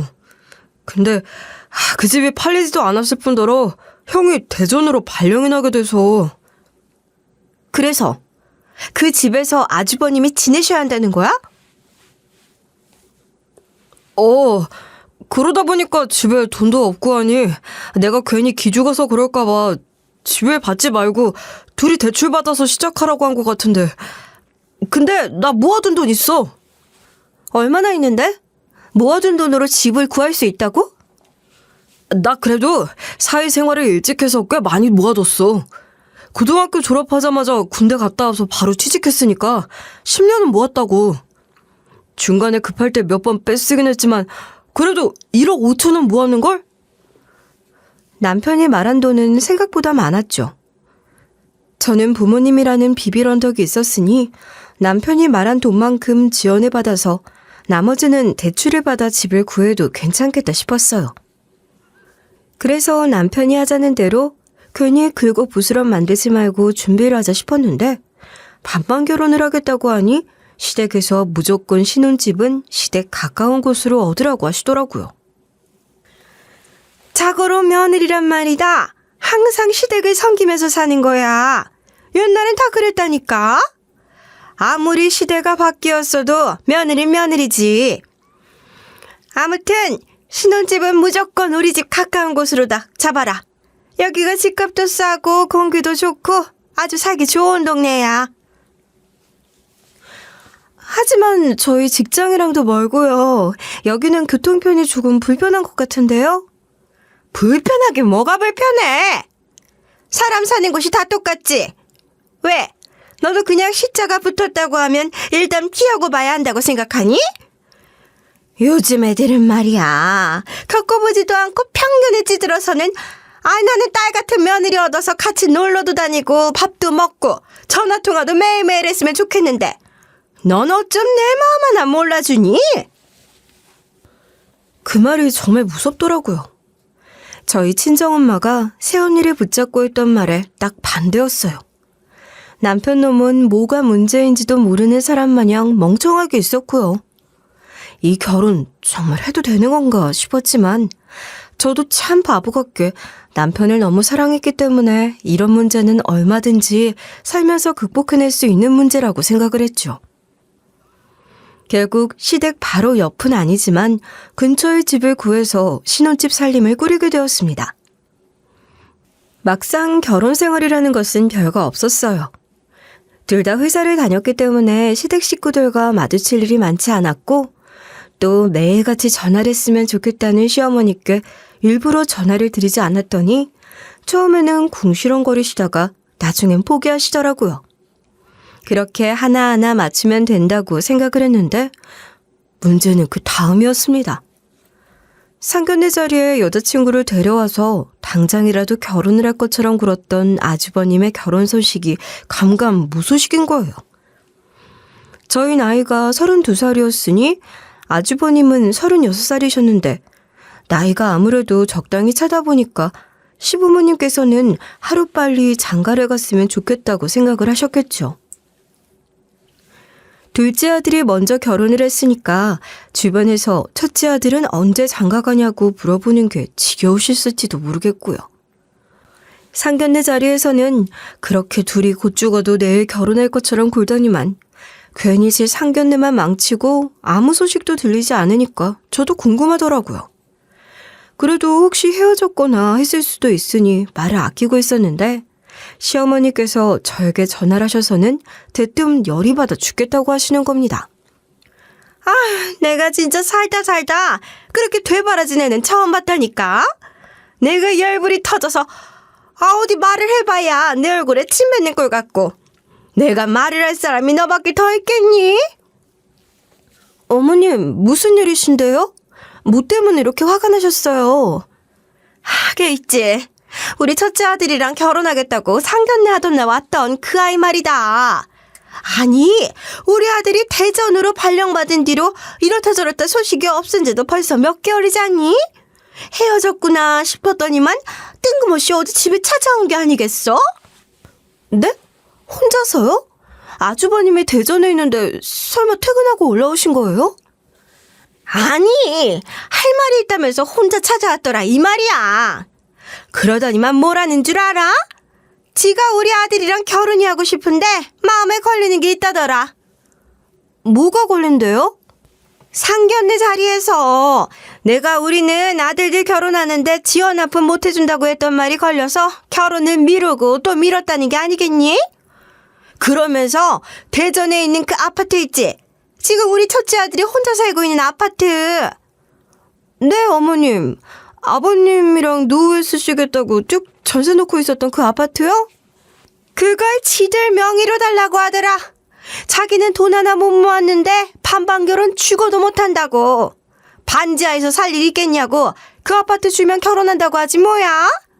아이 글쎄 둘째 아들도 결혼한 판에 첫째는 장가 왜 안 가냐고 주변에서 우리 아들 어디 하자 있는 놈 취급하는 것도 열받아 죽겠는데 어디 그런 애를 데려가준 아파트를 가져가려고. 아유, 내가 죽어도 안 된다고 했더니 뭐라는 줄 알아? 뭐라고 했는데요? 당장 헤어지겠다더라. 그러더니 정말 우리 아들한테 헤어지자고 한 모양이야. 첫째가 자기 그 여자 없으면 못 산다고 울고불고 지랄을 해대는데 아우 내가 어떻게 하면 좋겠니? 아우. 그 덩치 큰 아주버님이 전화기를 붙잡고 엉엉 울었다는데 얼마나 상상이 안 가던지요. 시어머니께서는 그래도 절대 진명이는 못 넘겨주겠다고 강경하게 나오셨는데 몇 주 뒤에 와르르 무너지게 되었죠. 아주버님이 글쎄 예비용님이 아니면 안 된다고 단식 투쟁을 하다가 쓰러진 겁니다. 쓰러졌다는 소리에 시어머니께서 놀라서 대전까지 한달음에 내려가시더라니까요. 자식 이기는 부모 없다고 결국에는 결혼을 허락하게 되었죠. 전 정말 대단하다고 생각을 했습니다. 그렇게 우여곡절 끝에 결혼을 한 두 사람은 아주버님의 발령지인 대전에서 살게 되었고 그 아파트 역시 아주버님의 명의로 바뀌게 되었어요. 남편은 무척이나 뿔이 났죠. 아니, 그 집 엄마 아빠 노후자금이니 뭐니 나중에 나이 들면 거기 가서 살 거라고 하더니 형한테 주는 게 말이 돼? 그리고 형이 발령지에서 얼마나 있을지도 모르는 건데 그걸 주면 어떡해? 그럼 어쩌냐? 집을 안 주면 결혼을 안 하겠다는데 네 형 또 굶어서 쓰러지기라도 하면 어떡해? 아이 내가 그냥 콱 접시물에 코를 박던가 해야지. 시어머니께서 더 크게 화를 내니까 우리 남편 말을 더 잇지 못하더라고요. 저는 그런 남편이 답답하지만 어쩌겠어요. 제가 좋다고 고른 사람이었는데 그냥 저는 방관자가 되어서 한 발자국 뒤에서 지켜보면 되겠다 싶었죠. 그런데 이 형님 해도 너무한 인간인 겁니다. 명절이요? 이미 친정으로 나루가 없어요. 시댁에 와봐야 고생길만 열리지 본인은 친정에 가겠다면서 휴대폰 꺼놓고 거기다가 결혼하고 대전으로 가게 되면서 일도 그만둔 형님이었는데 저는 회사원이니까 그럴 수 있다고 생각을 했었거든요. 근데 글쎄 이 형님 회사원이 아니라 네일샵에서 일을 했던 사람이더라고요. 대전에는 네일샵이 없겠어요? 널리고 널린 게 네일샵인데. 근데 결혼했다고 남편이 벌어다주는 돈으로 내주라겠다면서 일 그만두고 집에서 탱자탱자 놀기만 하는 거죠. 그렇게 노는 사람이 피곤하면 얼마나 피곤하다고 명절에 얼굴 한 번을 안 비추는 건지 정말 대단하다는 소리밖에 나오지 않았어요.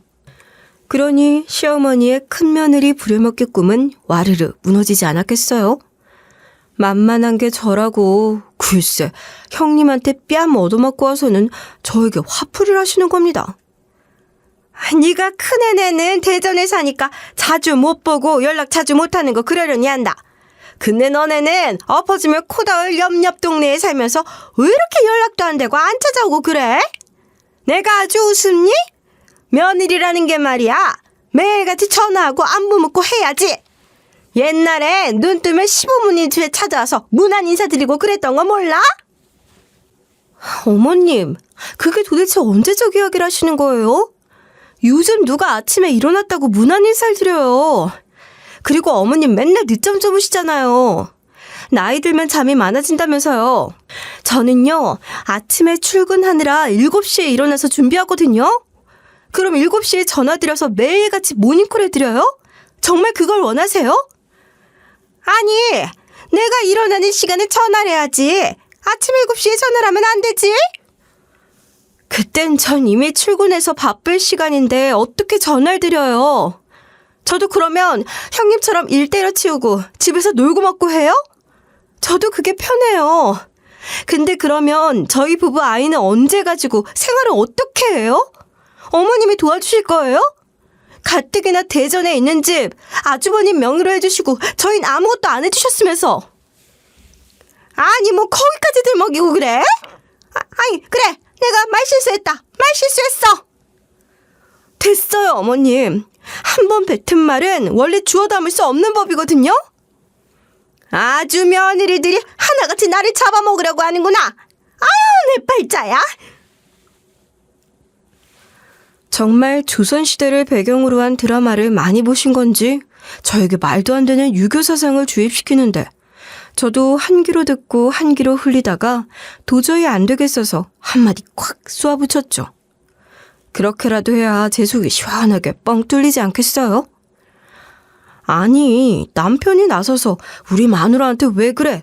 해주면 참 좋으련만. 남편 놈이 그럴 때마다 정말 못쓸모더라고요. 제가 도대체 이놈의 뭘 보고 그렇게 좋다고 결혼까지 생각했는지. 결혼을 한 뒤로 시간이 지나면 지날수록 좋은 점보다는 나쁜 점만 보게 되더라고요. 거기다가 사람이 어찌나 잘 속아 넘어가는지 사고를 친 적이 한두 번도 아니었고요. 이런 것까지 세세하게 이야기를 하면 오늘 하루를 전부 쏘아부어도 시간이 모자랄 겁니다. 그렇게 참을 건 참고 할 말은 또 하면서 살았어요. 결혼 2년 차에 가까워졌을 때 사건이 터지고야 말았습니다. 뭐라고? 대전에서 서울로 다시 발령이 나게 됐다고? 아유, 참말로 잘 됐다. 그러면 어째 서울에 집 구하는 게야? 무조건 우리 집 근처로 잡아야지. 내가 드디어 우리 아들 둘이랑 부대끼며 살아보겠구나. 무조건 집은 우리 집 근처로 다 잡아야 한다. 둘째네도 옆 동네에 있긴 하지만 멀어. 걸어 다닐 수 있는 거리여야지. 주말에 시아버지께서 갈비탕이 잡수시고 싶다 하셔서 갈비탕을 포장해서 시댁에서 먹고 있는데 아주버님께 전화가 걸려왔더라고요. 시어머니께서 웬일이냐 하며 반갑게 받으셨고 그 내용은 대전에서의 발령이 끝이 나고 다시 서울로 오게 되었다는 이야기였어요. 시어머니는 입이 귀에 걸리셨죠. 그렇게 뺀질거리면서 얼굴도 안 보여주던 며느리 지고 흔들면서 살아보겠다는 아주 큰 꿈을 꾸신 것 같았어요. 하지만 제가 생각하기엔 완전히 무리라고 생각했죠. 제가 봤을 땐 아무리 봐도 형님이 시어머니의 머리 꼭대기 위에 앉아 있었거든요. 아무튼 시어머니께서는 드디어 우리 아들이 서울에 온다고 아주 신이 나 있었죠. 그런데 문제가 한두 가지가 아니었습니다. 서울에 발령을 받아서 오려면 집을 구해야 할 것 아니겠어요? 당연히 대전에 있는 집을 주었으니 그 집을 처분해서 서울에 집을 구할 거라 생각했죠. 그 정도는 모두가 생각할 수 있는 거잖아요? 그런데 글쎄, 시어머니께서 또 머리가 아프다고 알아놓으신 겁니다.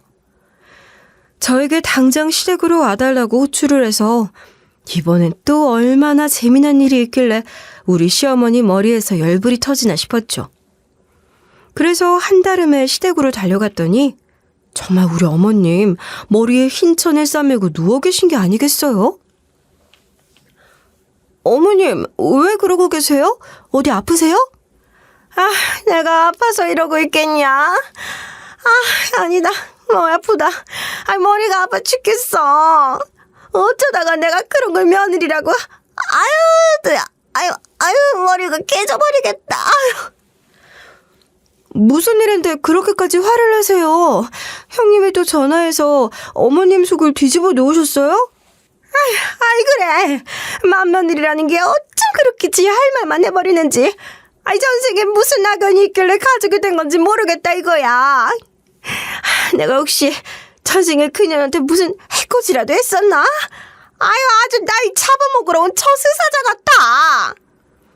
무슨 일이시길래 이러는지 말씀을 해주셔야죠. 아니 글쎄, 내가 궁금해서 연락을 했지. 서울에 발령받았다는데 집을 구한다는 소리도 없고 뭘 하고 댕기는 건지 도통 연락도 없고 하니 궁금해서 말이야. 그랬더니 나한테 뭐라는 줄 아니? 다음 주에 자기만 슬쩍 올라갔다 올 거라네? 그래서 내가 왜 집 보러 오냐 하니까 가게를 보러 온다는 게 아니겠어? 가게요? 무슨 가게요? 그러니까 내 말이, 가게는 무슨 가게냐고 물어봤더니 네일아트인지 뭔지 그거에 썼던 기술 살려서 다시 장사를 해보겠다고 하지 뭐냐?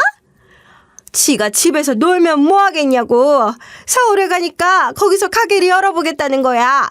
우리 아들이 돈 버는 게 시원치 않아서 답답하다고 지가 가게 하나 내야겠다고. 아니, 가게를 내려면 돈이 꽤 많이 필요할 텐데 어디서 돈이 생겨서 가게를 내요? 형님네 집에서 지원을 좀 해주신다고 했었나 봐요? 개뿔이지. 내가 무슨 돈이 있어서 가게를 내냐고 똑같이 물어봤거든? 그랬더니만 대전에 있는 집을 전세 놓는단다. 그 전세금을 들고 가게를 내겠다고 하지 뭐냐? 네? 아니, 서울에 오신다면서요. 발령지가 서울인데 대전집을 전세 놓고 그 돈으로 가게를 차리면 집은 어떻게 하신대요? 형님네 집, 그러니까 사돈댁에서 집이라도 해주신다고 했대요? 그런 거면 내가 말을 안 하지. 아무튼 자세한 건 다음 주에 가게 보러 일주일 동안 서울에 온다니까 그때 이야기하자고 하더라. 아유 인심 쓰듯이 3일은 우리 집, 4일은 지네 친정에서 지낸다고 하는데 내가 두고 볼 셈이야. 이를 빠득빠득 갈면서 어찌하는지 보자고 하시는데 이번에도 또 재미있는 일이 있겠구나 싶었죠. 그리고 대망의 그 다음 주가 되었죠. 3일 동안 시댁에 있는다던 형님은 3일 동안 저에게 연락 한 통 없으시더라고요. 시어머니도 마찬가지였고요. 그래도 같이 지내면서 둘이 짝짝꿍이 잘 맞았나 싶어서 제가 생각하는 재미난 일은 없었나 보다 했거든요. 딱 3일이 지나고 형님이 친정으로 가신 건지 시어머니께서 당장 시댁에 오라고 또 난리를 치시더라고요. 저는 퇴근을 하자마자 재미난 이야기를 듣자고 달려갔죠. 어김없이 시어머니께서 머리에 흰 천을 싸매고 계시더라고요. 무슨 일이 있어도 있었구나 싶어서 그 옆에 자리를 잡고 달래듯이 무슨 일이냐 물어봤죠. 아니 글쎄 우리 집에 와서는 내가 어디서부터 이야기해야 할지 모르겠다. 오자마자 나한테 그러더라.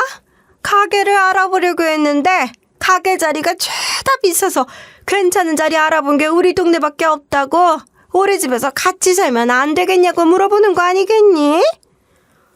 네? 형님이 먼저 합가를 하자고 요청을 했다고요?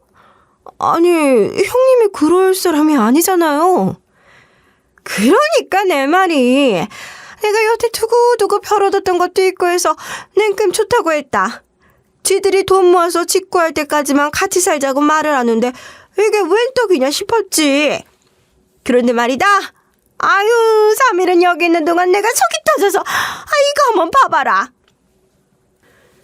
그러면서 저에게 종이 한 장을 틱 던져주는데 뭔가 하고 보니까 빼곡하게 주의사항이라고 적혀 있는 게 아니겠어요? 형님이 글쎄 시어머니께 지켜주셔야 할 주의사항이라면서 종이에 빼곡하게 뭘 적어온 겁니다. 방 청소는 각자 알아서 할 테니 방에는 출입을 절대 금지한다. 생활비는 각자 식구권만 챙기자. 설거지 또한 본인이 먹은 것을 본인이 처리하자. 명절에는 친정에 갈 테니 시댁 행사를 강요하지 말 것. 이런 것들이 글쎄 빼곡하게 적혀 있었어요. 전 뭐랄까? 형님의 머리가 비상하다고 생각했습니다. 어떻게 이런 것까지 하나하나 생각할 수 있는지 대단하다고 생각했어요. 시어머니께서 머리 싸매고 누워도 이상하지 않았죠. 이것도 어이가 없는데 글쎄 3일 내내 시댁에서 지내면서 빨래 한 번을 안 돌리더랍니다.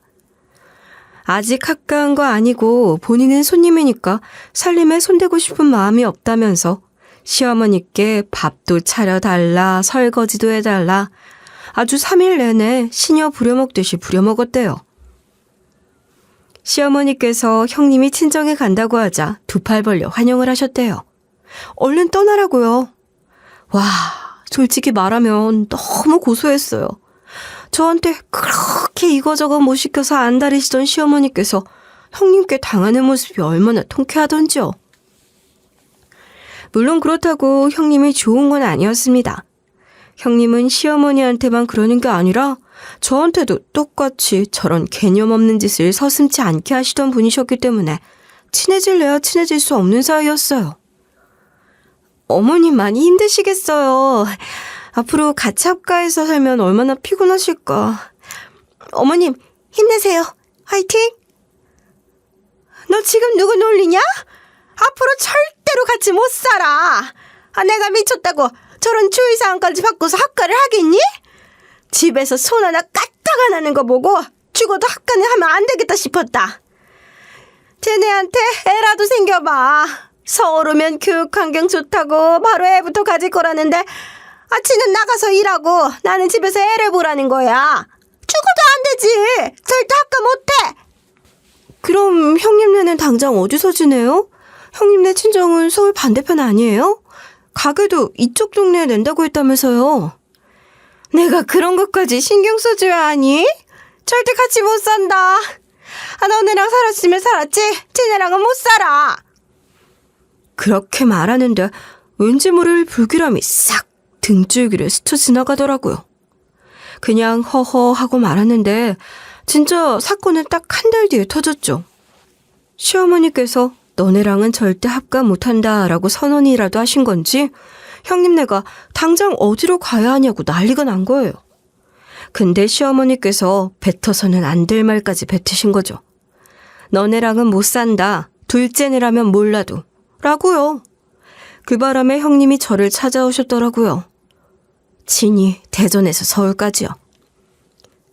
동서, 내가 서울에 와야 하는 건 알지? 근데 글쎄 어머님이 죽어도 합가는 안 된다고 하시네? 동서네랑 하면 몰라도 우리랑은 안 된다니까 우리가 뭐 뵐 수 있겠어? 동서네 집 비워. 네? 이게 무슨 날강도 같은 소리예요? 형님, 여기 저희가 얻은 저희 집인데 형님이 무슨 권리로... 반반 결혼 아니야? 내가 서방님이랑은 전화 끝냈어. 서방님은 뭐 알아서 조율해보라는 식으로 말하고 슬쩍 발 빼는 거 보니까 어머님이랑 같이 살아도 상관없는 것 같던데? 어머님도 동선이랑은 합가하는 거 찬성이라고 하셨고 동선애가 집 비우면 우리가 여기 들어오고 동선은 어머님네 들어가서 살고 서로 윈윈 아니야? 동선애 아직 애기 없잖아. 애기 가지면 어머님이 다 봐주실 텐데 합가하는 거 얼마나 좋아? 제 말은 듣지도 않고 지금 접해놓고 전부 속닥속닥 모일하신 거예요? 모이라니?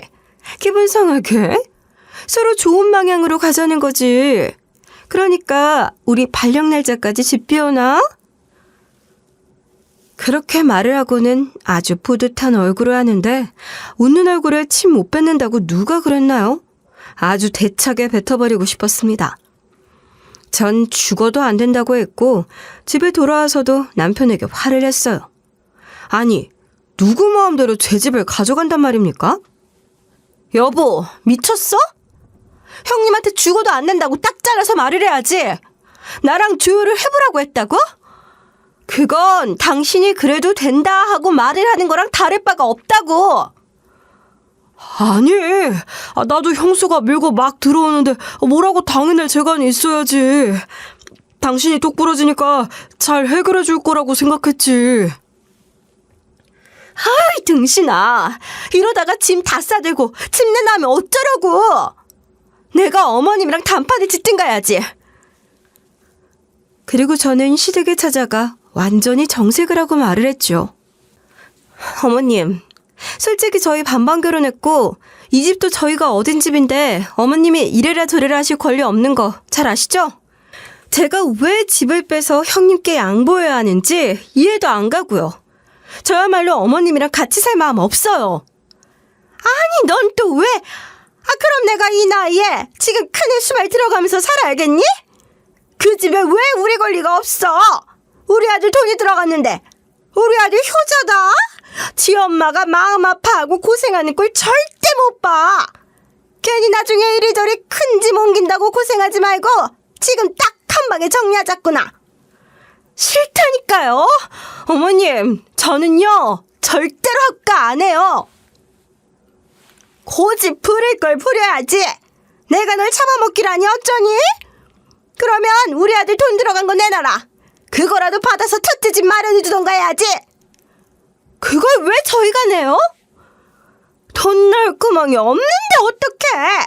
가족끼리 도우면서 살아야지. 난 절대로 첫째네랑은 못 산다. 그리고 어른이 말하면 참자고 알았습니다 해야지. 어디서 파락파락. 다음 주에 발령 낸다고 하니까 집 비워. 막무가내로 그렇게 말을 하고서는 이사를 하라고 강요를 하는데 아주 사람 피를 말리더라고요. 오전엔 형님, 오후엔 시어머니가 번갈아 가면서 이사 준비해라. 자기가 이삿짐 센터에 예약을 해놓겠다. 아주 지들 마음대로 결정을 하는데 이건 아니다 싶은 생각이 들었어요.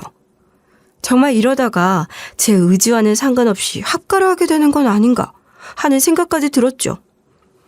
그래서 도저히 안 되겠다 싶어서 남편을 붙잡고 말을 했습니다.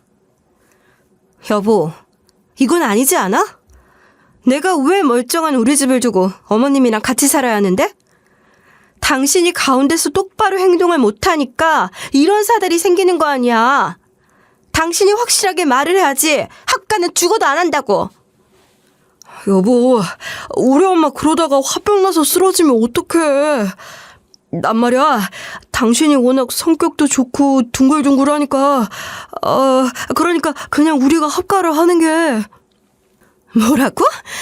지금 그걸 말이라고 해? 형님이랑 어머님한테도 합가하겠다고 당신이 먼저 말한 거 아니지?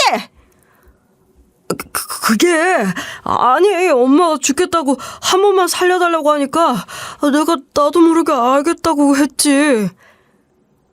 그럼 지금 당신이 합가하겠다고 짐 다 옮기겠다고 동의를 했다는 거야? 여보, 그럼 우리 엄마 뒤로 넘어가는 걸 봐해? 그냥 우리가 잘 지내면 되는 거잖아. 우리 엄마 다 늙어서 이젠 더 이상 화도 못 내. 당신이랑 살면서 느끼는 것도 많을 거고 며느리 쥐어잡는 그런 사람 아니야. 여태까지 나한테 한 행동을 봐. 형님한테 뺨 맞고 와서 나한테 스트레스 풀던 거 기억 안 나? 근데 나한테 합가를 하라고 당신이 나랑 상의도 없이. 미안해 여보. 엄마가 하도 안 된다 하고 형도 당장 다음 주에 서울로 와야 한다는데 어떡해 그럼. 저는 그때 결심을 내렸습니다. 이 모자란 새끼랑은 더 이상 살면 안 되겠다 하는 것을요. 그동안 저희 친정을 잘했고 저희 가족들과 유순하게 잘 어울리던 남편이라 아무리 시댁에서 저에게 난리를 쳐도 그 모습 하나로 용서를 해주었었어요. 제가 좋아하는 사람이기도 했고 평생의 반려자여도 괜찮겠다 했던 사람이었기 때문에 그동안 화나는 일이 있어도 참고 버티면서 살았던 건데 합가문은 저 말 아니잖아요. 특히나 저만 보면 어떻게든 잡아먹으려고 들었던 시어머니고 합가해서 같이 살면 얼마나 많은 요구를 할지 모르는 거라 막막했어요. 이런저런 생각을 하다 보니 역시 이혼이 답이겠다 싶은 생각이 들었습니다. 여자가 칼을 뽑았으면 무라도 썰어야 하지 않겠어요? 저는 바로 계획을 실행하기로 마음을 먹었습니다. 그리고 다음 날 바로 부동산에 찾아가 집을 급매로 팔겠다고 했어요. 가격이 상승세에 돌입한 아파트를 급매 처분한다고 하니까 사람들이 엄청난 관심을 보이더라고요. 집을 내놓은 지 3일 만에 계약을 하겠다는 사람이 나타났습니다. 남편은 제 눈치를 보느라 급급해서 제가 무슨 짓을 벌이고 있는지 전혀 눈치채지 못했고요. 사실 저도 마음이 쫄리긴 했죠. 혹시라도 남편이 알게 될까 봐요. 하지만 저는 들키지 않고 집을 팔아치웠습니다. 이사 날짜까지 받았으니 남편이고 시댁이고 회방을 놓을 사람이 없다는 것에 안도감이 들더라고요.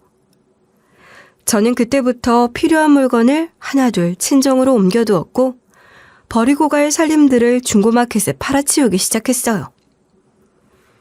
처음에는 작은 물건들을 팔아치웠으니 남편이 눈치를 못 챘는데 아주버님이 발령지로 오기 전날 냉장고를 팔아치우는 걸 보면서 제 손을 덥석 잡더라고요.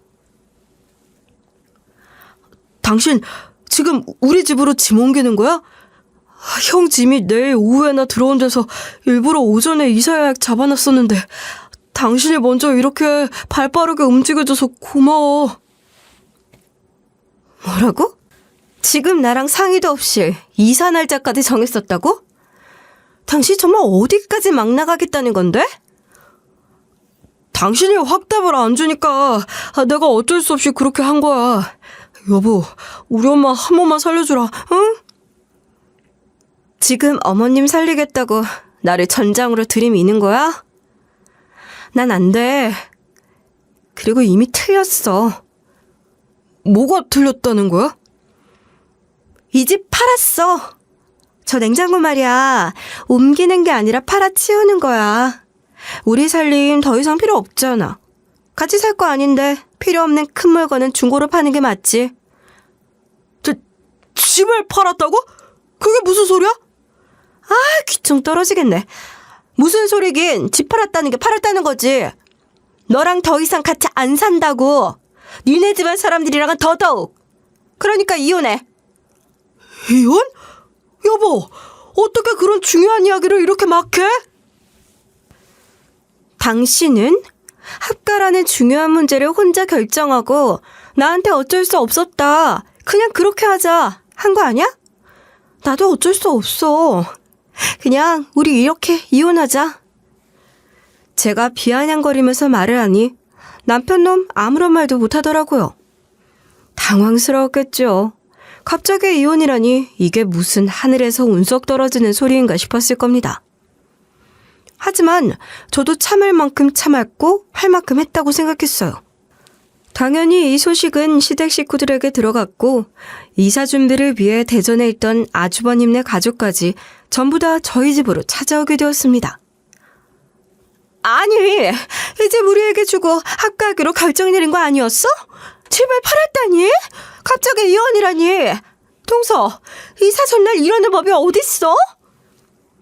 어딨긴요. 여기 있죠. 저 또한 합가 이야기를 오늘에서야 들었거든요. 쌤쌤으로 치고요.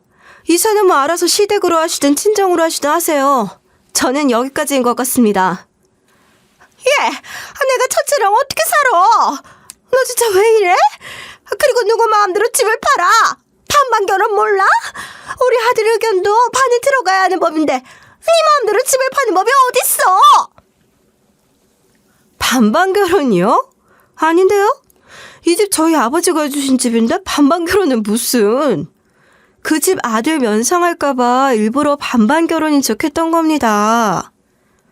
뭐라고? 아니, 우리 아들 모아둔 적금 다 털어서 티코하는데 썼잖아. 그 모아둔 1억 5천만 원 보이스피싱에 다 털렸거든요. 이 멍청한 인간아. 그 말에 남편이 달달 떨면서 가족들 눈치를 보더라고요. 그러니까 남편에게 1억 5천이 있었던 것은 맞아요. 그리고 그 돈으로 반반 집 구해서 신혼살림 차리려고 했던 것도 맞습니다. 그런데 남편이 적금을 깨고 얼마 지나지 않아서 보이스피싱을 당했어요. 요즘 정말 수법이 다양하잖아요. 가뜩이나 모자란 금액은 대출을 받아야 하는 상황이었는데 대출이자를 싸게 주겠다면서 있는 돈을 야금야금 털어가는 전형적인 보이스피싱에 당해 그 돈을 전부 날리고 만 것입니다. 제가 그 사실을 알았을 때 정말 얼마나 놀랐었는지. 그래도 다행히 저희 아버지께서 초장부터 딸에게 집을 해주지 못해서 아쉽다는 말을 많이 하셨었기 때문에 안면 몰수하고 친정에만 그 사실을 알리고 집을 지원받았었어요. 시댁은 비밀로 하고요. 제가 그 상황에 남편이 보이스피싱을 당해서 돈을 날렸고 우리 부모님이 집 해준다 하고 이야기를 해버리면 상견례 자리에서 했던 것처럼 우리 아들 눈치 보이게 만드는 거냐 하고 난리를 치실 것 같았거든요. 어차피 저희 부모님께서 해주신 집 가지고 유세를 떨 생각도 없었고 하니 남편에게도 평생 비밀로 하자면서 집을 제 명의로 받았던 것입니다. 그런데 그러기 천만 다행이었죠. 반반 결혼대로 진행했으면 꼼짝없이 시댁에 붙들려 살게 되었을 뻔했으니까요. 제가 매매 계약서까지 보여주며 집을 팔았다고 못을 박자 형님이 저에게 빌기 시작했어요. 아니, 동서가 이렇게 나오면 당장 우리는 어떻게 하라고. 동서, 집 매매 이거 못 몰라? 내가 그럼 어딜 가? 어딜 가긴요. 처음에 말씀하셨던 것처럼 학가하시면 되잖아요. 죽어도 못한다. 둘째야. 내가 너한테 평생 잔소리 안 하마. 그동안 내가 괴롭히려고 너한테 잔소리 한 거 아니라는 거 잘 알지 않니? 내가 성격 고칠게. 나 절대로 큰 며느리랑은 못 산다. 그건 제 알 바 아니고요. 저는 이미 집 팔았고 짐도 옮겼고 친정에도 이혼하겠다고 말해놨으니까 못 물러요. 여보, 벌써 장인어른 장모님께 말씀까지 들었다고? 나랑 상의도 없이? 이혼하는 마당에 무슨 상의를 하자고 그러니? 내가 미쳤다고? 아무튼 저는 오늘 친정 갑니다. 여러분들께서 한 집에서 오순도순 모여 행복하게 지내세요. 그렇게 말을 하고 나니 웃음이 까르르 터지더라고요. 저를 미친년 보듯이 보는 시댁 식구들을 뒤로하고 냉장고 판돈 챙겨서 친정으로 피신 왔습니다. 시댁 식구들 친정까지 찾아왔지만 저희 부모님이 떡하니 수문장처럼 문을 지켜주시니 저에게 도달하지도 못했죠. 그리고 저는 변호사 선임해서 이혼 소송장을 보냈고 애가 없는 상황이었기 때문에 한 달 만에 이혼 처리가 가능하게 되었습니다.